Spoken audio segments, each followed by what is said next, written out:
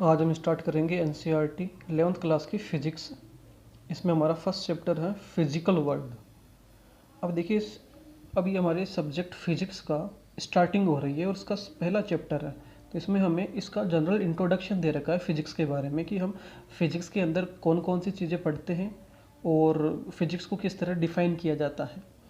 तो आप सबको पता है कि हमारे पास में फिजिक्स साइंस की एक ब्रांच है। और साइंस क्या होता है हमारे पास में, साइंस के अंदर हम अब तक आप 10th क्लास तक साइंस में जो पढ़ते आए हो, तो साइंस में आपने क्या क्या पढ़ा है, नेचर के अंदर जितने भी नेचुरल फेनोमेनाज होते हैं उन सारे नेचुरल फेनोमेनाज की साइंटिफिक मेथड्स के थ्रू स्टडी की गई है। तो हमारे पास साइंस को अगर डिफाइन करें, हम सिंपल डेफिनेशन देना चाहिए साइंस को, तो इसकी डेफिनेशन ये दे सकते हैं हम कि नेचर के अंदर जितने भी नेचुरल फेनोमेनाज होते हैं उन सारे नेचुरल फेनोमेनाज की साइंटिफिक मेथड्स के थ्रू जो स्टडी की जाती है वो साइंस में की जाती है। और साइंस की ही एक ब्रांच है जिसका नाम है फिजिक्स। साइंस की हमारे पास एक ब्रांच है जिसका नाम है फिजिक्स। अब फिजिक्स को अगर हम डिफाइन करना चाहें, यहाँ पर देखिए फिजिक्स के लिए एकदम सिंपल सी डेफिनेशन यहाँ पे ये बन सकती है कि फिजिक्स के अंदर हम फिजिकल फेनोमेनास की स्टडी करते हैं। अभी फिजिकल फेनोमेनास क्या होते हैं, देखिए फिजिकल फेनोमेना का मतलब हुआ फिजिकल एंटिटीज जिसमें इन्वॉल्व होती है, ऐसा फेनोमेना फिजिकल फेनोमेना होता है। अब फिजिकल एंटिटी का मतलब क्या है, यहाँ पर देखिए आपके आसपास या बात करें यूनिवर्स के अंदर, हमारे यूनिवर्स के अंदर कोई भी चीज़ है तो वो केवल दो ही फॉर्म में हो सकती है, या तो वो मैटर की फॉर्म में होगी या फिर वो एनर्जी के फॉर्म में होगी। और ये मैटर और एनर्जी फिजिकल एंटिटीज़ में आते हैं। ये मैटर और एनर्जी दोनों फिजिकल एंटिटीज़ हैं। तो इन्हीं फिजिकल एंटिटीज़ मैटर और एनर्जी, मैटर का आपस में एनर्जी और मैटर का एनर्जी का आपस में जो इंटरेक्शन होगा उसमें इन्वॉल्व जो फेनोमेना है उस फेनोमेना को फिजिकल फेनोमेना बोलते हैं। एग्जाम्पल के लिए बात करें तो आपके आसपास जो भी फेनोमेना हो रहा है, जैसे बात करें बारिश का होना, ये एक फिजिकल फेनोमेना है। मान लीजिए कि पेड़ से अगर फल नीचे गिर रहा है तो ये भी एक फिजिकल फेनोमेना हुआ। दिन रात का बनना फिजिकल फेनोमेना है। अर्थ का रोटेशन फिजिकल फेनोमेना है। रिवोल्यूशन अर्थ का फिजिकल फेनोमेना है। अब मान लीजिए सड़क पर किसी गाड़ी का चलना, ये फिजिकल फेनोमेना है। तो आपके आसपास जो भी ये जो फिजिकल एंटिटीज़ है, जो मटेरियल है, मैटर है, एनर्जी है, इनसे रिलेटेड जो भी फेनोमेना है वो फिजिकल फेनोमेना में आता है और उसकी स्टडी हम फिजिक्स में करते हैं। अब देखिए फिजिक्स के अंदर भी हमारे पास में बहुत सारी अलग अलग ब्रांच हैं। जैसे जैसे अगर हम बात करें अपनी 11th क्लास की बात करें तो सबसे पहले हम पढ़ने वाले 11th क्लास के अंदर फिजिक्स की एक ब्रांच है जिसका नाम है क्लासिकल मैकेनिक्स। Classical mechanics. अब क्लासिकल मैकेनिक्स भी बहुत बड़ा है। इस क्लासिकल मैकेनिक्स में जो हम 11th क्लास में पढ़ेंगे वो पढ़ेंगे न्यूटोनियन मैकेनिक्स। न्यूटन की जो मैकेनिक्स है उसको हम 11th क्लास में पढ़ेंगे, न्यूटोनियन मैकेनिक्स बोलते हैं उसको। अब फिर इसमें देखो एक और अपने पास में बेस है, उस बेस को समझते हैं। यहाँ पर हमारे पास में दो हमारे पास में टर्म दे रखे हैं, पहला है माइक्रोस्कोपिक, दूसरा है मैक्रोस्कोपिक। तो माइक्रोस्कोपिक जो स्टडी है उसका क्या मतलब है और मैक्रोस्कोपिक स्टडी है उसका क्या मतलब है। क्लासिकल फिजिक्स जो हमारे फिजिक्स की ब्रांच है, बहुत फेमस ब्रांच है क्लासिकल फिजिक्स, उसमें हम मैक्रो स्केल की जो ऑब्जेक्ट्स होते हैं उनकी स्टडी करते हैं। अब मैक्रो स्केल का मतलब क्या हुआ यहाँ पे, देखिए माइक्रो का मतलब आपको पता होगा कि बहुत जो छोटी चीज़ें होती हैं, एटॉमिक रेंज की जो चीज़ें होती हैं उनके लिए माइक्रो वर्ड यूज़ किया जाता है। माइक्रो का मतलब होता है बहुत छोटा, और मैक्रो इसका अपोजिट है, मैक्रो का मतलब होता है बहुत बड़ा। तो मैक्रो का मतलब आप ऐसे समझ लीजिए जो भी इंसान अपनी आंखों से देख सकता है, जितने बड़े बड़े ऑब्जेक्ट, जैसे हम बात करें स्टार्स की, प्लैनेट्स की, इतने बड़े बड़े ऑब्जेक्ट्स बात करें आप, जैसे हम खुद एक मैक्रोस्कोपिक ऑब्जेक्ट हैं, इंसान खुद एक मैक्रोस्कोपिक ऑब्जेक्ट में आता है। आप आंखों से जो भी ऑब्जेक्ट देख पा रहे हो वो सारे के सारे क्या मैक्रोस्कोपिक ऑब्जेक्ट हैं। और उन मैक्रोस्कोपिक ऑब्जेक्ट की स्टडी की जाती है क्लासिकल फिजिक्स के अंदर और क्लासिकल फिजिक्स के अंदर। और जो हमारे पास में माइक्रोस्कोपिक ऑब्जेक्ट है वो कौन से होते हैं, माइक्रोस्कोपिक ऑब्जेक्ट्स होते हैं एटॉमिक रेंज के ऑब्जेक्ट्स। एटॉमिक रेंज के ऑब्जेक्ट्स होते हैं माइक्रोस्कोपिक ऑब्जेक्ट्स। जैसे बात करें हमारा इलेक्ट्रॉन एक पार्टिकल होता है, एटम। एटम को देख माइक्रोस्कोपिक ऑब्जेक्ट है। एटम के अंदर इलेक्ट्रॉन होता है, प्रोटॉन होता है, न्यूट्रॉन होता है। तो ये एटॉमिक रेंज के जो अपने पास में ऑब्जेक्ट्स होते हैं, इससे एटम हुआ, मॉलिक्यूल हुआ, ये सब माइक्रोस्कोपिक ऑब्जेक्ट्स में आते हैं और इनकी स्टडी जनरली जो इनके लिए जो मैकेनिक्स हम यूज़ करते हैं जनरली, वो यूज़ करते हैं क्वांटम मैकेनिक्स। तो यहाँ पर हमारे पास में जो मैक्रोस्कोपिक ऑब्जेक्ट्स होते हैं, बड़े बड़े ऑब्जेक्ट्स होते हैं, जो जनरली हम अंडरस्टैंडिंग के लिए बोल सकते हैं कि इंसान जिन्हें अपनी आंखों से देख सकता है, ऐसे ऑब्जेक्ट्स, उनको बोलते हैं मैक्रोस्कोपिक ऑब्जेक्ट। और वो मैक्रोस्कोपिक ऑब्जेक्ट की स्टडी की जाती है फिजिक्स की एक ब्रांच है, इसका नाम है क्लासिकल फिजिक्स, उसमें करते हैं।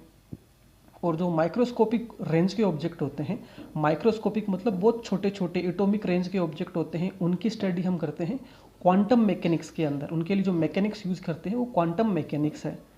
ठीक है, देखो फिजिक्स में अपन ने बात करी अभी दो ब्रांच की, फिजिक्स के अंदर भी आगे और बहुत सारी ब्रांच है, जैसे क्लासिकल फिजिक्स की बात करी, क्वांटम फिजिक्स की बात करी। ऐसे हमारे पास में बात करें अगर 11th क्लास में पढ़ने की, तो सबसे पहले हम क्लासिकल फिजिक्स पढ़ेंगे, उसके बाद में हम पढ़ने वाले हैं फ्लूइड मैकेनिक्स। फ्लूइड मैकेनिक्स भी हमारे पास में आएगी, इसके बाद में थर्मोडायनेमिक्स आएगी, इसके बाद में हमारे पास में वेव ऑसिलेशंस और वेव मैकेनिक्स आएगी। 11th क्लास में इन्हीं से रिलेटेड टॉपिक्स हम पढ़ने वाले हैं। अब इनकी भाई अलग अलग इनकी इन स्पेसिफिक ब्रांच में हमें क्या स्टडी करना है, वो जब हम स्टडी करेंगे तब हम पहले इसको डिफाइन करेंगे कि भाई क्लासिकल फिजिक्स में हम क्या स्टडी करेंगे, थर्मोडायनेमिक्स में क्या स्टडी करेंगे, फ्लूइड मैकेनिक्स में क्या स्टडी करेंगे। तो उस समय इन चीज़ों को मैं डिफाइन कर दूंगा वहाँ पर। तो बेसिकली हमें यह समझना है कि फिजिक्स में हम क्या पढ़ेंगे, फिजिकल जो फेनोमेनाज होते हैं उन सबको पढ़ेंगे। और फिजिक्स में भी हमारे पास में बहुत सारी अलग अलग ब्रांच हैं जिनमें स्पेसिफिकली अलग अलग फिजिकल फेनोमेनाज की स्टडी की जाती है। ठीक है भैया, इसके बाद में हमारे पास में यहाँ पे सबसे इम्पोर्टेंट जो चीज़ है कि what is scientific methods. Scientific methods, जैसे कि नाम से पता चल रहा है कि साइंस के अंदर अगर हम किसी भी चीज़ की स्टडी करते हैं तो उनमें जो मेथड्स हम यूज़ करते हैं उनको हम साइंटिफिक मेथड्स बोलते हैं। अब यहाँ पे साइंटिफिक मेथड्स को समझने के लिए एक रफ डायग्राम आपको स्क्रीन पर दिया हुआ है। इसमें जैसे मान लीजिए सबसे पहले तो हमें रिसर्च का टॉपिक पता होना चाहिए कि हमें किस चीज़ के बारे में रिसर्च करनी है। अब जिस भी चीज़ के बारे में रिसर्च करनी है उसके बारे में हम हाइपोथेसिस ला सकते हैं। अब यहाँ पर हाइपोथेसिस क्या है, देखिए जो साइंटिस्ट होते हैं उनके द्वारा अगर मान लीजिए कोई चीज़, किसी बात को अगर वो बिना किसी साइंटिफिक बेस के ही अपने हिसाब से किसी बात को मान लेते हैं और फिर उस बात के आधार पर वो कोई थ्योरी डिज़ाइन करते हैं, तो वो जो अपने हिसाब से बिना किसी साइंटिफिक बेस के जो जिन बातों पर को मान लेते हैं पहले ही, उनको हम हाइपोथेसिस बोलते हैं। हाइपोथेसिस का कोई साइंटिफिक बेस नहीं होता उनके पास में सॉलिड, बस वो अपने हिसाब से मान लेते हैं किसी नई चीज़ को समझने के लिए। तो सबसे पहले वो हाइपोथेसिस मानेंगे और उसके बाद में उस हाइपोथेसिस के बेस पर थ्योरी डिज़ाइन करेंगे। और इस थ्योरी डिज़ाइन करने के बाद में वो हमारी जो थ्योरी है वो सही है या गलत है, उस चीज़ को टेस्ट करने के लिए हमें एक्सपेरिमेंट करेंगे। सबसे इम्पोर्टेंट चीज़ है एक्सपेरिमेंट।